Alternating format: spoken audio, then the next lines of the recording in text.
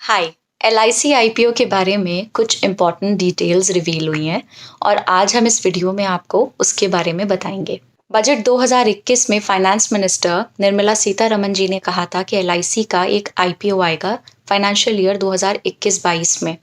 Government ने 2.1 लाख का disinvestment का टारगेट भी रखा था। Chief economic adviser KV Subramaniam ने कहा कि गवर्नमेंट 6 to 7% एलआईसी का स्टेक बेच करके 90,000 करोड़ रेज करने का टारगेट रखेगी। इस वैल्यूएशन के हिसाब से कंपनी का मार्केट कैपिटलाइजेशन 12.85 लाख करोड़ से 15 लाख करोड़ के बीच रहेगा। अभी इंडिया की सबसे बड़ी मार्केट कैपिटलाइजेशन वाली कंपनी है रिलायंस, जिसका मार्केट कैप है 13.31 लाख करोड़ का।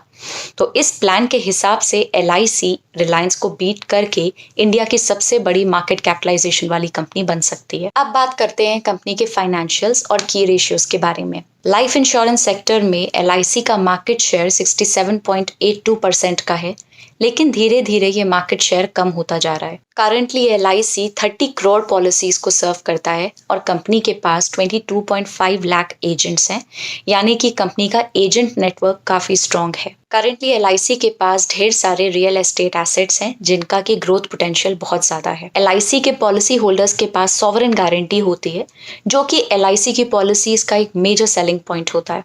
फाइनेंशियल ईयर 1920 में कंपनी ने टोटल रेवेन्यू 6.15 लाख करोड़ का कमाया और प्रॉफिट आफ्टर टैक्स 2712.71 करोड़ का कमाया। कंपनी का नेट प्रॉफिट मार्जिन 0.44% का है, जो कि इंडस्ट्री के बाकी प्लेयर्स के कंपैरिजन में काफी कम है।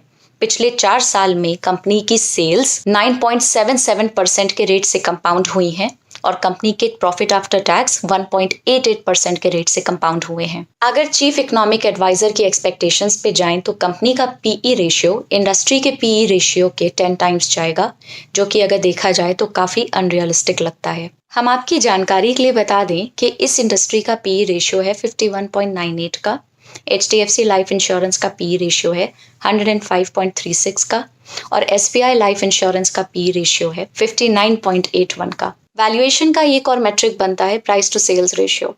Chief economic adviser KV Subramanian के हिसाब से एलआईसी का प्राइस टू सेल्स रेशियो 2.09 से 2.44 के बीच बनता है। वहीं एचडीएफसी का प्राइस टू सेल्स रेशियो 2.71 का है और एसबीआई लाइफ इंश्योरेंस का प्राइस टू सेल्स रेशियो 1.3 का है। गवर्नमेंट ने अनाउंस किया था कि वो एलआईसी के आईपीओ का 10% अमाउंट पॉलिसी होल्डर्स के लिए रिजर्व रखेंगे।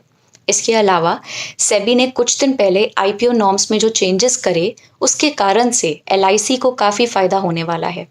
अभी तक रूल ये था कि इशू के बाद कंपनी का जो भी मार्केट कैप होगा उसका मिनिमम 10% का आईपीओ का इशू होना चाहिए। इसका मतलब अगर एलआईसी का मार्केट कैप 15 लाख करोड़ होता तो एलआईसी को कम से कम 1.5 लाख करोड़ का इशू साइज रखना होता। लेकिन रूल चेंज होने के बाद अब public offer minimum 10,000 crore plus 5% of the incremental amount beyond 1 lakh crore कर दिया गया है। यानी कि अगर एलआईसी का मार्केट कैप 15 लाख करोड़ का होता तो एलआईसी को कम से कम 85,000 करोड़ का इशू साइज रखना पड़ता।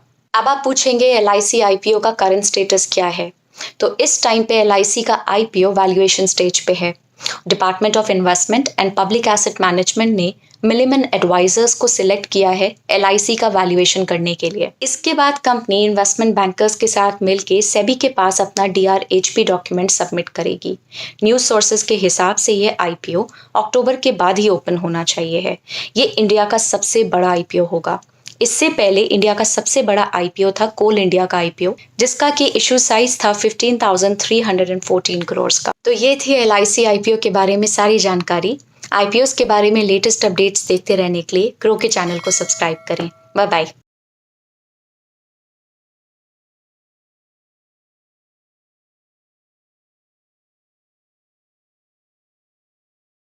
Investment in securities market are subject to market risks. Read all the related documents carefully before investing. Please read the risk disclosure documents carefully before investing in equity shares, derivatives, mutual fund, and or other instruments traded on the stock exchanges.